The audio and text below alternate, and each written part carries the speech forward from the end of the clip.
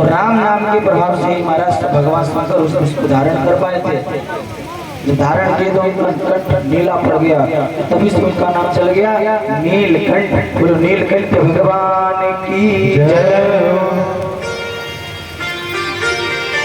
और विष का पान करते समय महाराज एक आध बूंद नीचे छलक गए थे, सो ये सल्फाज के रूप में प्रकट हो गए ये कलयुग में।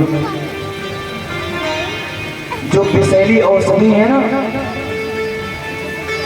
जो उसी एक दो बूंद विष से ना सारी विषैली औषधि बन गई। जितना आजकल हमारे संसार में थोड़ा बहुत बोलते हैं ना, बहुत खतरनाक महाराज विष खाली जबान पर रख लो स्वाहा। भगवान ने उस काल उसको पी करके सबकी रक्षा की। उसके बाद धीरे धीरे महाराज उसमें उच्च श्रवण इत्यादि करके हाथी घोड़े ऐरावत नाम का महाराज हाथी निकला, उसको श्री कृष्ण ने ले लिया। उसको महाराज इंद्र ने ले लिया। समस्त प्रकार के रत्न निकले। उसके बाद महाराज लक्ष्मी जी प्रकट हुई समुद्र मंथन से। लक्ष्मी जी जब प्रकट हुई ना तो सबको सब छोड़ छाड़ दिए, सब दौड़ पड़े। दानव कहे ये मुझे चाहिए, देवता कहे ये मुझे चाहिए, मेहनत हमारी बराबर थी। भगवान प्रकट हुए, भगवान ने कहा एक काम करो, सब लोग लाइन में बैठ जाओ।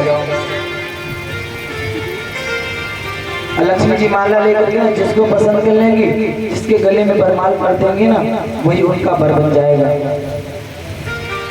दानव लोग राजी हो गए, बोले ठीक है महाराज। दानव और दैत्य और श्री देवता लोग एक लाइन में बैठ गए और श्री नारायण भी साइड में बैठ गए। और लक्ष्मी जी तुम्हारा जन्मों जन्मों से श्री नारायण की अर्धांगिनी है। जैसे श्री मैया पार्वती भगवान भोलेनाथ की अनादिकाल से अर्धांगिनी होती चली आ रही है, ठीक वैसे ही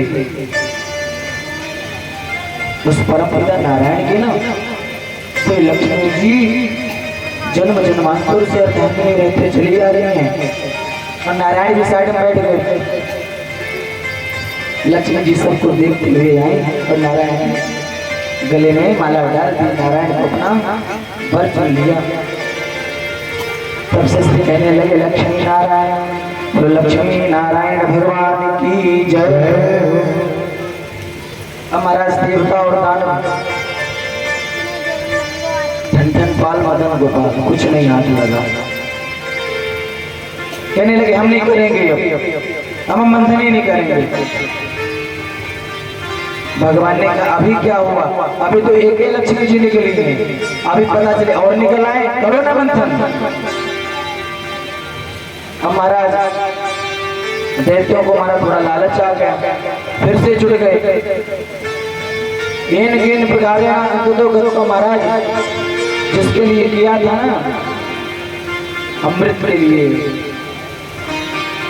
वह अमृत अंत में निकला। और जब अमृत का कलश निकला महाराज तो पूछा बताने सीधे छीना झपटी शुरू हो गई। अब भगवान को लगा कि अगर ये अमृत फैलता है ना तो संसार में चला जाएगा। जैसे एक दो बूंद विष छलक गया तो संसार में क्या सल्फाज तैयार कर दी गई, विषैली औषधि तैयार कर दी गई। और ऐसे अगर एक आध बूंद ही अमृत छलक आया नीचे तो समझो फिर अमृत की भी एक आध बार निकल ही आएगा कि इसको खा लो वो मरेगा नहीं कभी। भगवान को जरूरत पड़ी मोहिनी अवतार की। भगवान दिव्य मोहिनी के रूप में प्रकट हो गए। बोलो मोहिनी भगवान की जय। और मोहिनी अवतार भगवान धारण करके आए। और जैसे महाराज मोहिनी अवतार धारण करके मंथन के समय आए ना तो दैत्य लोग तो महाराज अमृत छोड़ करके लाइन लगा लिए मोहिनी जी के पास।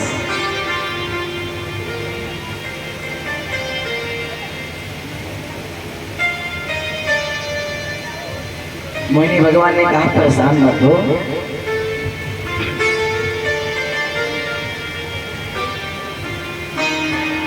सभी लोग लाइन से बैठ जाओ, सबको अमृत पीने का ना समय दिया जाएगा। पंगत में बैठ जाओ, सबको मिलेगा, परेशान मत हो, छीना झपटी मत करो।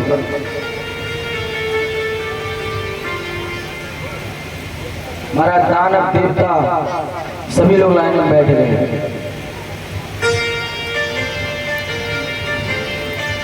और अमृत पिलाना शुरू कहां से किया जाए?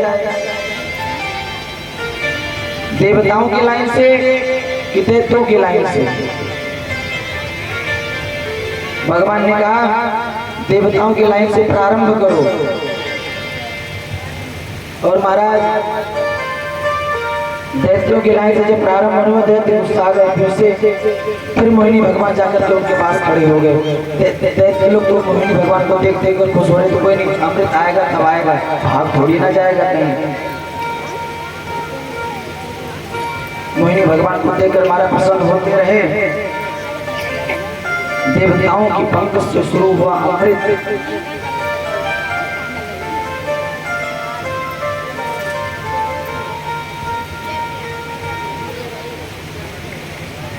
शुरू होते होते होते महाराज दानवों तक गया है। और दो लोग महाराज राहु के देवताओं का रूप धारण करके देवताओं की पंगत में बैठ गए, पंगत में बैठ गए। और जब हाथ में दिया गया ना अमृत आचमन करने के लिए, और आचमन करने का विधान एक है कि आचमन करते समय जैसे पानी पीते हैं ना, आवाज आती है, वैसी आवाज नहीं आनी चाहिए आचमन करते समय। और वो तो दानव थे महाराज, उधर बैठ गए देवता बन करके। जब उनके हाथ में दिया गया, उनके हाथ में जब दिया गया अमृत, तो पिए और सूर्य की आवाज हुई बहुत जोर। सूर्य अगल बगल पता कौन बैठा था? सूर्य और चंद्र। वो समझ गए कि ये देवताओं के लक्षण तो है नहीं, ये तो दानवों के लक्षण हैं, क्योंकि आचमन करने का विधान उनको पता ही नहीं है। आचमन करते समय सूर्य की आवाज आ गई, सो महाराज हल्ला कर दिया। भगवान भाई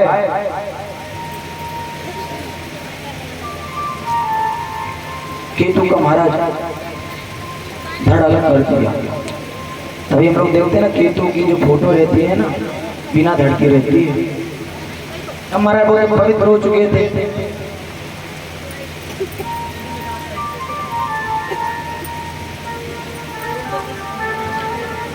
और कहते जो आजकल कहते हैं ना लहसुन प्याज नहीं खाना चाहिए, जी उन्हीं दोनों की गर्दन का रक्त निकला था ना, जो उसी रक्त से लहसुन प्याज की उत्पत्ति हुई थी। तभी उतना महाराज बताता है वो। अब महाराज राहु केतु तो चिढ़ गए सूर्य चंद्र पर, बोले रुक जा, तुझे मैं बताऊंगा। समय मिला, सूर्य और चंद्र को बारी बारी से दोनों को ग्रहण किया, लील गए। ये किन प्रकार जैसे बाहर आए ना, तो महाराज राहु केतु से जोड़े तो रहते हैं सूर्य और चंद्र। तभी कहते हैं ना सूर्य ग्रहण लग गया, कभी चंद्र ग्रहण लग गया। उसी समय जब सूर्य ग्रहण लगता है ना, उसी समय राहु केतु सूर्य को ग्रहण किया था बदला लेने के लिए। वही सूर्य ग्रहण और चंद्र ग्रहण की प्रथा चली जा रही है।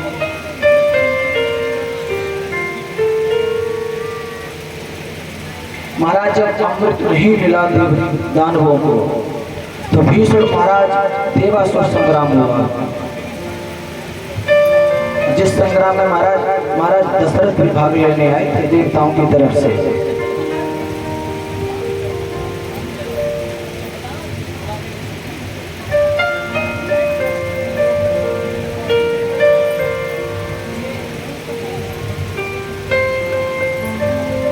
भगवान ने देवताओं की रक्षा की, युद्ध शांत हुआ, दैत्यों को पराजय मिली। श्री इंद्र को भगवान ने पुनः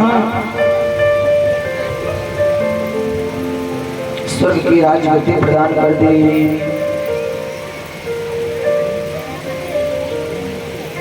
उसके बाद महाराज सत्यव्रत राजा एक होते हैं,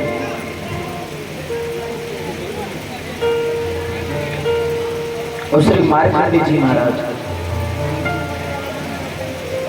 सत्यव्रत राजा को भगवान मत्स्य अवतार लेकर के उनको दर्शन देते हैं, उनका कल्याण करते हैं। कथा तो बहुत बड़ी है, पर विस्तार से कहेंगे तो भगवान के जन्म तक पहुंच नहीं पाएंगे। भगवान मत्स्य अवतार लेकर के सत्यव्रत का कल्याण करते हैं, उनको दर्शन देते हैं। बोलो सत्यव्रत भगवान की जय, महाराज की जय, मत्स्यावतार की जय। और श्री मार्कंडेय जी महाराज को एक बार भगवान की सृष्टि, भगवान की प्रलय, ये दोनों देखने का ना उत्सुकता जगी। भगवान ने कहा ठीक है। मार्कंडेय जी के देखते देखते महाराज घोर प्रलयकारी समय आ गया। चारों तरफ चले ही जल जग रहा, दूर दूर दूर तक कोई नहीं है। उस समय महाराज बाल मुकुंद भगवान पीपल के पत्ते पर ना छोटे से रूप में अपना अंगूठा चूसते हुए श्री मार्कंडेय जी को दर्शन देते हैं।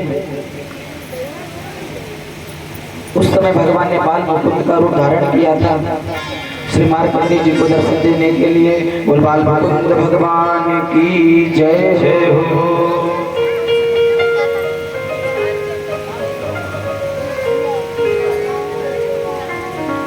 हम महाराज कहते हैं श्री परीक्षित जी कि महाराज मैंने सभी वंश की कथा सुनी है। अब जिस वंश में भगवान कृष्ण आए, जिस वंश में भगवान राम आए, उस वंश का थोड़ा विस्तार कर दीजिए। और महाराज श्री सुखदेव जी महाराज सबसे पहले 9वें स्कंद में सूर्य वंश का वर्णन करते हैं। कहते सबसे पहले नारायण के नाभि कमल से ब्रह्मा जी का प्राकट्य हुआ। ब्रह्मा जी से मरीचि, मरीचि से कश्यप, कश्यप से अदिति, अदिति से विश्वान, सूर्य के पत्नी संज्ञा से श्राद्धदेव मनु की पत्नी श्रद्धा से सुद्युम्न, इक्ष्वाकु के 10 पुत्र हुए। 10 पुत्रों में नभग के नाभाग, और नाभाग महाराज अम्बरीश और दुर्वासा। अम्बरीश महाराज हुए जो कि दुर्वासा के विरोध से भगवान का सुदर्शन चक्र उनको महाराज त्रिलोकी में भी नहीं छोड़ा। महाराज ये कथा थोड़ा विस्तार से बता दीजिए कि अम्बरीश जी के प्रभाव से भगवान का चक्र सुदर्शन श्री दुर्वासा ऋषि जो कि अत्यंत क्रोधित ऋषि हैं, वो इतने प्रतापी ऋषि हैं, भगवान का सुदर्शन चक्र उनका पीछा क्यों किया? बोले महाराज एक बार श्री अम्बरीश जी महाराज एकादशी किए हुए थे और द्वादशी को पारण का समय होता है ना एकादशी का, कि इतने बजे से इतने बजे तक पारण का समय है। तो निमंत्रण लिए श्री दुर्वासा ऋषि को अम्बरीश जी महाराज। दुर्वासा ऋषि को निमंत्रण दिए। दुर्वासा ऋषि जैसे आए उन्होंने कहा आप रुको, मैं बगल के सरोवर से स्नान ध्यान संध्या वंदन करके आता हूँ, उसके बाद प्रसाद पाएंगे। और इधर अम्बरीश जी महाराज का जो एकादशी किया थे ना, उस एकादशी का पारण का समय हो गया था, मतलब अन्न खाने का समय हो गया था। और अम्बरीश जी सोच रहे हैं कि हमारे घर अतिथि आए हैं और हम अतिथि को भोजन ना कराकर हम पहले कैसे कर लें, अगर करते हैं तो अपराध लगेगा, और अगर दुर्वासा ऋषि जी को पता चल जाएगा तो हमारा श्राप दे देंगे। अम्बरीश जी परेशान, और अगर पारण का समय निकल जाए तो एकादशी का फल भी नहीं मिलता है। अम्बरीश जी हमारा धर्म संकट में पड़ गए। एक पंडित जी से सलाह ली। पंडित जी ने कहा कोई नहीं, भगवान के चरणामृत का पान कर लो तो आपका व्रत भी हो जाएगा, पारण भी हो जाएगा, और श्री दुर्वासा ऋषि कुछ कहेंगे भी नहीं, क्योंकि भगवान का प्रसाद लिया है, चरणामृत लिया है। उन्होंने ऐसा ही किया। दुर्वासा ऋषि जी को महाराज पता चल गया, वहां से भगे भगे आए। बोले हे मूड, तुझे इतना भी ज्ञान नहीं है, किसी अतिथि को घर में बुला करके उसको भोजन कराए बिना तू भोजन कैसे कर लिया?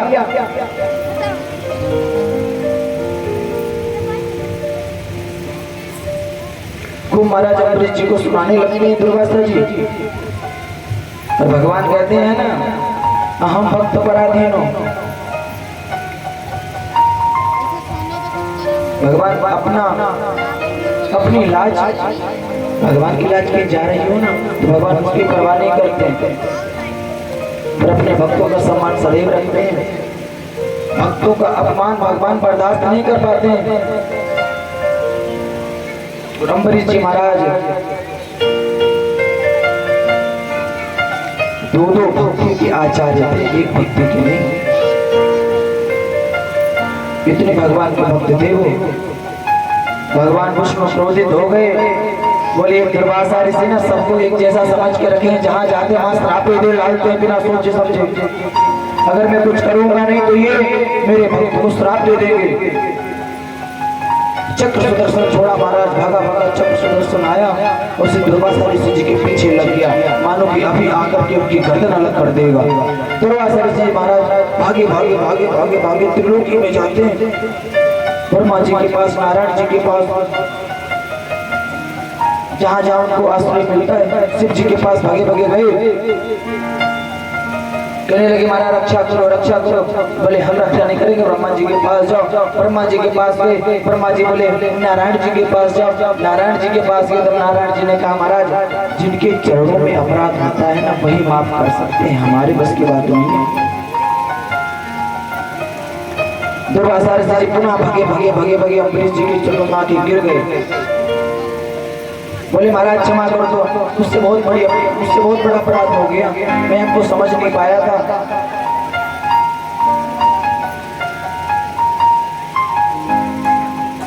महाराज नाना प्रकार से अनुनय विनय जब करते हैं दुर्वासा ऋषि अम्बरीश जी की ना, तो अम्बरीश जी को माफ कर देते हैं। और जैसे अम्बरीश जी को माफ करते हैं ना, तुरंत भगवान का चक्र सुदर्शन शांत हो जाता है।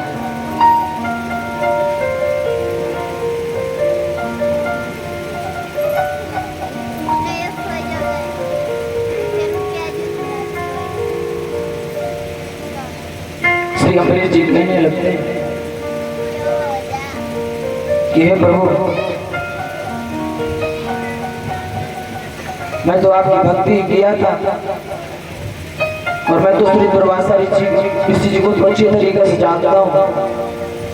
मुझको आपकी वजह से श्री दुर्वासा ऋषि जी को माफ करना पड़ा। अरे वो हमको श्राप ही दे देते ना, हम श्राप स्वीकार कर लेते।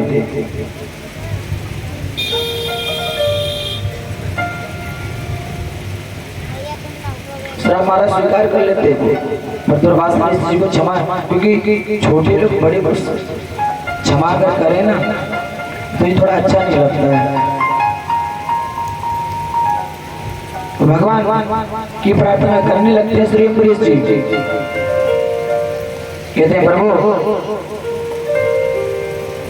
हमको जीवन में कुछ चाहिए है अगर ना, तो बस आपकी भक्ति चाहिए और किसी का सहारा नहीं चाहिए, क्योंकि संसार का सहारा क्षणिक होता है। अगर आज किसी ने हाथ पकड़ा है तो कल कब छोड़ दे, कोई जिम्मेदारी नहीं है। अगर आप मेरा हाथ पकड़े हैं ना, तो दुर्वासा जी रहे, इनसे भी अगर क्रोधित दृष्टि हमारे यहाँ आते हैं ना, तो हमें उनसे भी भयभीत नहीं होना पड़ेगा। तो इसीलिए अगर हम आपको किसी से भय नहीं करना है ना, तो केवल एक का सहारा लेना पड़ेगा।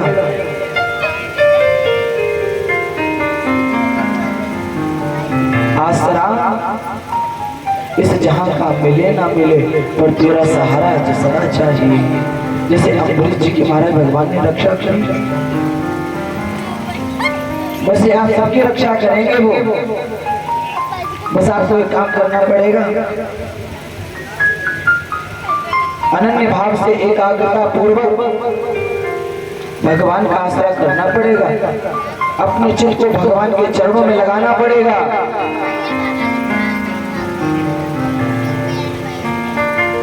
कि आसरा इस जहां का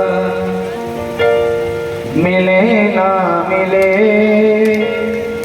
मुझको तेरा सहारा सदा चाहिए। आसरा इस जहां मिले ना मिले, मुझको तेरा सहारा सदा चाहिए। मुझको तेरा सहारा सदा चाहिए।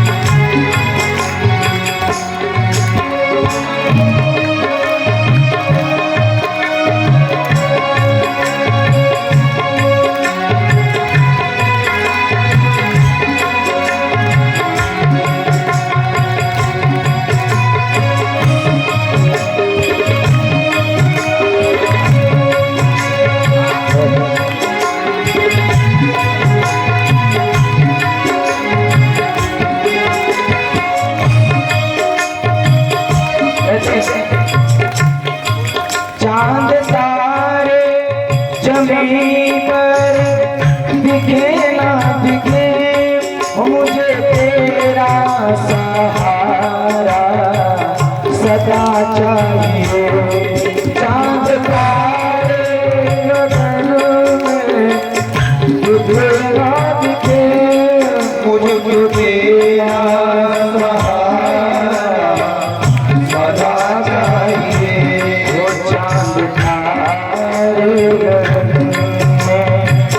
दिखे ना दिखे, मुझे तेरा सहारा सदा चाहिए।